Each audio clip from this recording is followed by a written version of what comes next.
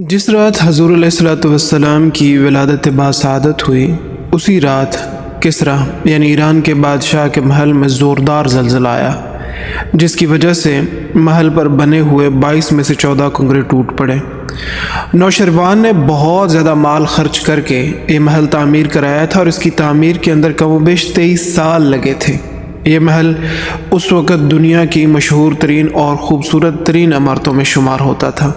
ये भी अपनी तर्ज का एक बड़ा अजीब व गरीब वाक़या था। एक और वाक़या उसी रात रूनुमा हुआ जिस रात आप अलैहिस्सलाम की विलादत बासआदत हुई। ईरान के आतिशकदों की आग यकयक बुझ गई। इन आतिशकदों में एक मरकज़ी आतिशकदा था जिसे ईरान के बादशाह गुस्ताशिप ने जिस वक्त मौजूसियत इख्तियार की थी उसके बाद तामीर किया था, और ये कम अज़ कम 1000 साल पहले की बात है। मौजूसी आग की पूजा करने वाली कौम को कहा जाता है और इनका अकीदा ये है कि आग ही नफ़े और नुकसान की मालिक है, यानी आग ही हकीकी रब है। अयाज़ु बिल्लाह। ये दिन रात अपने इबादत खाने जिसे वो आतिशकदा कहा करते थे उसमें आग रोशन करते हैं। दिन भर ये खुशबूदार लकड़ियाँ जलाते और रात में संदल की लकड़ी से आगाज़ करते और फिर उसके बाद आम लकड़ियाँ उसमें जलाते। मौजूसी लोग चूँकि आग ही को अपना खुदा मानते थे, इसीलिए वो इसे अपने इबादत खाने से बुझने नहीं देते थे। ईरान का ये जो मरकज़ी आतिशकदा था, इसके अंदर करीब 1000 साल से मुसलसल आग जल रही थी, लेकिन जब आप अलैहिस्सलाम की विलादत बासआदत का वक्त आया तो वो आग यकयक बुझ गई। फिर एक और वाक़या इसी तरह रूनुमा हुआ उस रात जिस रात आप अलैहिस्सलाम की विलादत हुई। इस रात बहरा सावा नामी झील वो भी यकयक खुश्क हो गई। ये ईरान के शहर सावा जो कि हमदान के करीब है, उसमें एक मशहूर झील थी जो करीब 6 फरसख लंबी और इतनी ही चौड़ी थी। ये ईरान का एक सयाहती मकाम था। लोग यहाँ पर आते थे सैर व सयाहत के लिए, इसीलिए इसके इर्द गिर्द गिरजा घर और मजूसियों के इबादत खाने यानी आतिशकदे बनाए गए थे ताकि सयाहों को अपने मज़हब की तबलीग भी की जा सके। और जिस रात आप अलैहिस्सलाम की विलादत बासआदत हुई, उसी रात इस झील का पानी यकयक खुश्क हो गया और ऐसा खुश्क हुआ कि एक कतरा भी बाकी न रहा। फिर आप अलैहिस्सलाम की विलादत बासआदत जिस रात होती है, उसी रात नौशेरवान को तिब्रिया से ये खबर मिली कि बहरे तिब्रिया में भी पानी की रवानी मौकूफ़ हो गई है। फिर एक और वाक़या हुआ। आतिशकदे का जो निगरान था मोबज़ान, उसको एक ख्वाब आया। उस रात जिस रात आप अलैहिस्सलाम की विलादत बासआदत हुई, उसी रात आतिशकदे के निगरान मोबज़ान ने यह ख्वाब देखा कि अरबी ऊँट और घोड़े ये दरिया दजला को अबूर करके अजम के शहरों में फैल चुके हैं। बादशाह किसरा नौशरवान ने मोबज़ान से पूछा कि तुम्हें अपने इस ख्वाब की ताबीर कुछ समझ आती है? मोबज़ान ने कहा, बज़ाहिर तो यूँ मालूम होता है कि अरब में कोई बड़ा वाक़या रूनुमा होने वाला है, और साथ ही ये कहा कि आप हैरा के किसी आलिम से इसके बारे में दरियाफ़्त कर लें तो ज़्यादा मुनासिब रहेगा। चुनांचे नौशरवान के हुक्म पर नोमान बिन अल-मुंज़र ने अब्दुल मसीह गस्सानी को भेजा। ये उस वक्त का ख्वाबों की ताबीर का बड़ा इल्म रखने वाला शख्स था। अब्दुल मसीह की उम्र उस वक्त कमोबेश 150 बरस होगी। उसके सामने जब ख्वाब पेश किया गया और हैरान कुन वाक़यात बयान किए गए तो उसने कहा कि शाम के शहर जाबिया में मेरा मामू सतीह रहता है जो बहुत ज़्यादा इल्म रखता है।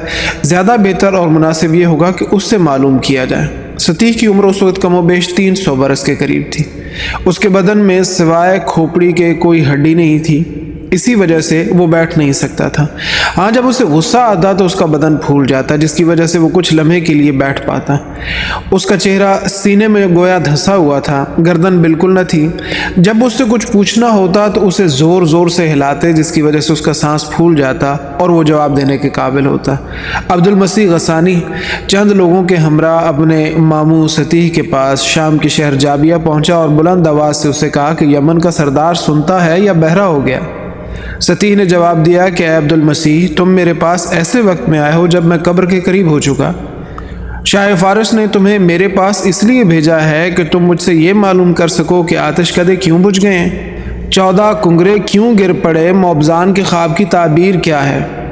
अब्दुल मसीह, जब कलामुल्लाह की तिलावत कसरत से होने लगेगी, नबी आखिरुज़्ज़मां सल्लल्लाहु तआला अलैहि वसल्लम ऐलान नबुव्वत फरमा देंगे, बहरा सावा का पानी खुश्क हो जाएगा, फ़ारस के आतिशकदे बुझ जाएंगे, तो समझ लेना कि बाबल अहले फ़ारस की जाए क़याम नहीं रहा और ना ही शाम सतीह का मुल्क रहा। اور 14 کنگرے گرنے کا اشارہ اس طرف ہے کہ فارس کے کل 14 بادشاہ ہوں گے، اور یہ کہنا تھا سطیح کا، اور اس کے ساتھ ہی اس کی جان نکل گئی۔ عبد المسیح غسانی وہاں سے فوراً واپس ایران آیا، اور پھر اس نے آ کر کسریٰ یعنی نوشیروان کو سارا ماجرا سنایا۔ کسریٰ نے بڑے تعجب کا اظہار کیا۔ اس نے کہا 14 بادشاہوں کے لیے تو بڑا لمبا زمانہ درکار ہے، لیکن اسے یہ خبر نہیں تھی کہ خدائی وعدہ بہت جلد پورا ہونے جا رہا ہے۔ محض 4 سال کے مختصر عرصے کے اندر 10 بادشاہ، جن میں سے بعض تو قتل ہو گئے اور بعض معزول کر دیے گئے، یہ ختم ہو گئے۔ باقی 4 بچے جو حضرت عثمان رضی اللہ تعالی عنہ کے ابتدائی زمانہ خلافت تک ختم ہو چکے تھے۔ آخری بادشاہ یزدجرد یہ پہلے لوگوں کے گھروں میں چھپ کر اپنی جان بچاتا رہا، اور آخر کار یہ پکڑا گیا اور مار دیا گیا۔ یوں 3164 سالہ سلطنت کا خاتمہ ہوا۔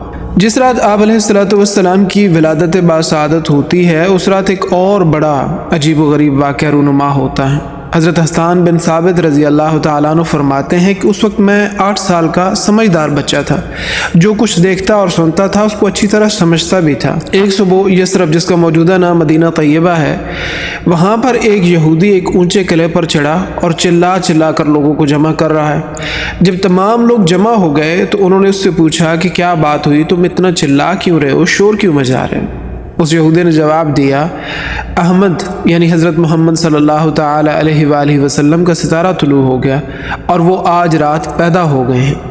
کیونکہ ان کو اپنی کتابوں کے ذریعے سے یہ علم دیا گیا تھا کہ حضور علیہ السلام کی ظاہری نشانیاں کیا ہوں گی، اور کون سے ایسے حالات ہوں گے، کون سی ایسی چیزیں ہوں گی جن کی بنیاد پر کہہ سکو گے۔